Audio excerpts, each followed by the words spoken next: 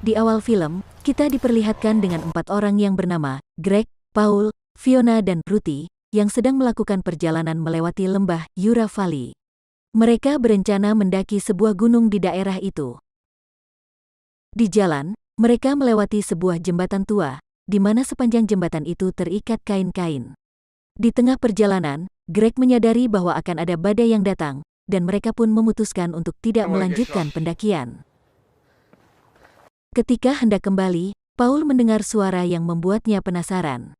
Ketika Paul mencari asal suara itu, tiba-tiba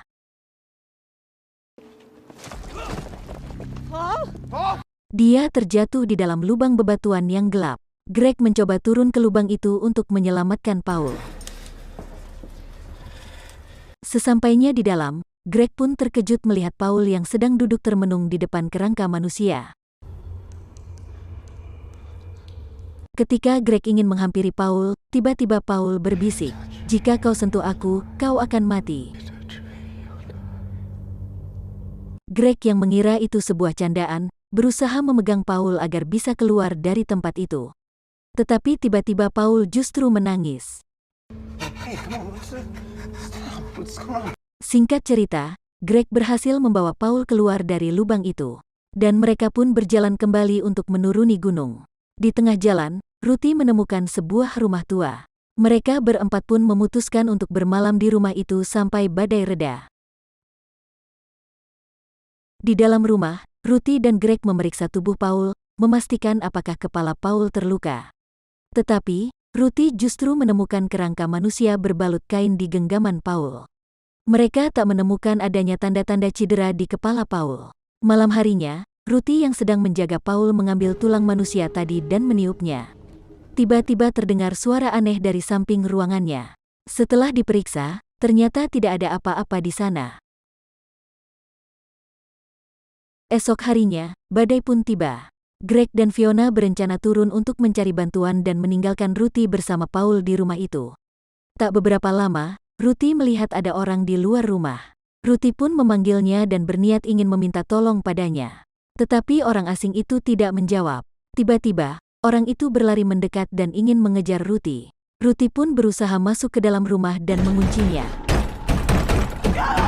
Terdengar pintu digedor-gedor dari luar. Ruthie memberanikan diri membuka pintu itu dan ternyata itu Greg dan Fiona. Ruthie pun bertanya pada mereka, apakah ada orang asing di luar. Tapi mereka berdua tidak melihat siapa-siapa. Singkat cerita, malam hari pun tiba. Ketika Ruthie sedang tertidur, terlihat Paul sedang membisikkan sesuatu di telinga Ruthie. Ruthie yang kemudian bangun pun kebingungan, karena Paul sudah tidak ada di tempat tidurnya. Mereka bertiga lalu melihat jejak Paul di depan pintu dan mulai mengikutinya. Setelah mengikuti jejak kaki itu, mereka melihat Paul yang sedang duduk dengan pandangan kosong di samping jembatan. Greg yang sudah muak dengan semua ini pun mulai marah kepada Paul.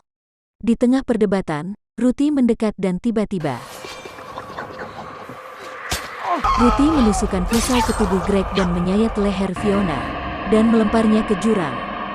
Hingga akhirnya Ruthie juga terjun ke jurang itu. Lanjut, film pun sudah dibawa ke tahun 2018. Di mana di sini, terlihat James LaSombra, seorang mantan detektif, terlihat sedang berbicara dengan Amanda, anak dari mantan pacarnya.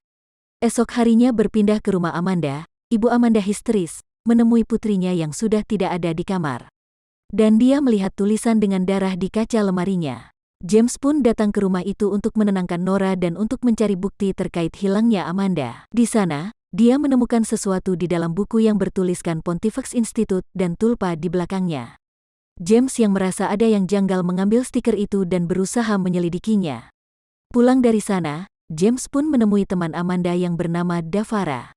James menyuruh Davara bercerita tentang apa yang diketahuinya. Di dalam mobil Davara menjelaskan kalau 2 malam sebelumnya, mereka melakukan sebuah ritual di jembatan. Mereka meniup botol kosong di jembatan Chain of Rock dan menyebut The Empty Man dan berharap dia akan datang. Selesai melakukan itu, mereka mendengar ada suara tiupan botol dari seberang jembatan. Mereka pun berlari ketakutan dan pergi dari sana. Di tengah perbincangan, Davara melihat hal aneh yang dilakukan teman-temannya. Dia pun lalu ketakutan dan pergi dari tempat itu. James pun lalu pergi ke rumah teman-teman Amanda yang ikut ritual di malam itu. Dan mereka semua juga menghilang sama seperti Amanda. Tak mendapat cukup jawaban, James kemudian pergi ke jembatan Chain of Rock untuk mencari bukti di sana. Di sana, James justru menemukan botol kosong dan mencoba meniupnya. James lalu mulai mendengar suara-suara aneh di sekitar jembatan itu. James lalu melihat sebuah lubang di jembatan dan memasukinya. Begitu terkejutnya James ketika melihat semua teman-teman Amanda tewas tergantung di sana. Singkat cerita, polisi pun sudah memenuhi jembatan itu. Berpindah ke Davara, terlihat di sana dia sedang spa. Tiba-tiba di dalam ruang ada sosok hitam yang datang dan menusuk wajah Davara berkali-kali. Tetapi terlihat Davara menusukkan gunting itu ke wajahnya sendiri. Dan dia pun tewas. James akhirnya pulang dan mencari informasi di internet tentang organisasi Pontifex dan Tulpa yang dia temui di kamar Amanda. Malam hari saat James tertidur, dia merasa ada orang yang memasuki rumahnya. James yang panik lalu mengambil tongkat dan ada memeriksa. Ketika membuka pintu, James menemukan pintu depan sudah terbuka, dan tidak ada orang di sana. Esok paginya, James mendatangi organisasi Pontifex dan berusaha mencari petunjuk di sana. Dia melihat orang yang sedang menjelaskan prinsip dari Pontifex yang ternyata berkaitan dengan The Empty Man, organisasi yang berusaha menyatukan seluruh umat manusia. Lanjut di sana, dia melihat orang-orang yang sedang meditasi dengan cara yang cukup aneh. Hingga tiba di suatu ruangan, dia melihat sekumpulan orang-orang seperti berdoa. Saat dia berusaha mencari tahu, tiba-tiba penjaga datang dan mengeluarkannya. Di luar dia bertemu dengan seorang laki-laki dan bertanya tentang Amanda. Orang itu lalu memberitahu bahwa Amanda berada di tempat lain, di Camp Pontifex. James lalu menuju tempat yang ditunjukkannya. Sampai di sana, dia masuk ke sebuah camp dan menemukan lemari berkas. Di sana dia menemukan semua berkas tentang Amanda dan teman-temannya yang telah meninggal sebelumnya. Dan dia pun terkejut melihat map yang bertuliskan namanya. Di sana dia menemukan sebuah DVD dan memutarnya. Dalam rekaman itu terlihat orang-orang yang sedang meditasi sama seperti di kantor Pontifex sebelumnya. Di sana juga dia menemukan orang yang kesurupan yang melukis sesuatu di dinding. Ketika James keluar dari gubuk itu, hari sudah terlihat malam. James kemudian melihat kobaran api dan mendekatinya. Di sana dia melihat orang-orang yang berkumpul mengitari api sambil mengucap sesuatu. Tiba-tiba api itu pun seperti terbang ke langit. Saat dia tersadar api yang dilihatnya tadi menghilang. Dan orang-orang yang di sana tadi berusaha mendekatinya. Ketika hendak pergi, orang-orang itu justru mengejar James. James yang ketakutan pun berlari ke mobil dan berusaha pergi dari sana. Singkat cerita, dia pun berhasil pergi dari tempat itu dan menuju kantor polisi. Di sana dia memberikan semua dokumen yang dia temui di rumah tua tadi. Tetapi, polisi justru memarahi James dan seperti berupaya menutupi sesuatu darinya. James pun pulang. Ketika tertidur, dia dikagetkan dengan suara aneh. Tiba-tiba bel pun berbunyi. Ketika dia membuka pintu, dia terkejut boneka beruang yang dia lihat di camp tadi tiba-tiba ada di depan rumahnya. Esok hari pun tiba. James terlihat sedang memantau organisasi Pontifex dari seberang jalan. Dia lalu mengikuti orang-orang dari organisasi tersebut ke sebuah rumah sakit. Di sana dia melihat orang-orang tadi sedang bersujud ke salah satu pasien di sana. James pun lalu keluar dan menyekap salah satu anggota Pontifex tadi. Di dalam mobil James mulai menginterogasi. Dia mengatakan kalau orang di rumah sakit tadi adalah pemancar dan para pengikut Pontifex adalah penerimanya. Intinya orang yang dirawat tadi bisa mengendalikan seluruh anggota Pontifex, termasuk teman-teman Amanda yang bunuh diri tadi. James pun lalu pergi meninggalkan tempat itu. Malam harinya, James menyusup ke dalam kantor Pontifex dan menemukan berkas orang di rumah sakit tadi. Di sana dia juga menemukan data tentang dirinya yang benar-benar lengkap, seperti Pontifex sudah mengetahui semua kehidupannya.